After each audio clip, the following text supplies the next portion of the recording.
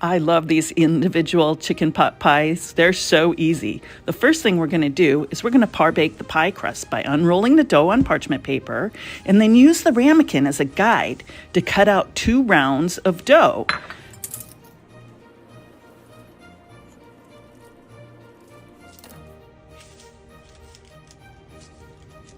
Fold under and crimp the outer edge of the dough. Then we'll cut 3 vents in the center of each crust, and we'll par bake them at 450 degrees until those crusts begin to brown and are no longer looking raw.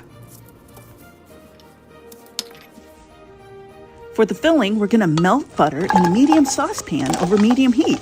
Add those carrots, celery, onions, some thyme, and a little bit of salt. We're going to cook those vegetables until they're softened and brown. To thicken our filling, we're going to add a little bit of flour. Then we're going to whisk in some broth, the cream, and soy sauce, scraping up any brown bits on the bottom. If using rotisserie chicken, add that along with the peas and a little bit of parsley.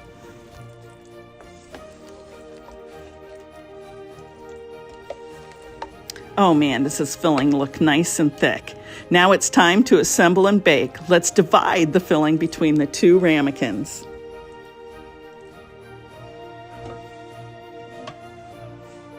We're going to gently press the par bake crust onto the top of each of the ramekins. Par baking is a great trick as it keeps the crust from getting soggy and collapsing into the filling. Now put those pies in a 450-degree oven and let them bake until that filling is nice and bubbly and ready to go. Look for more recipes on ourtablefor2.com and be sure to subscribe to this channel.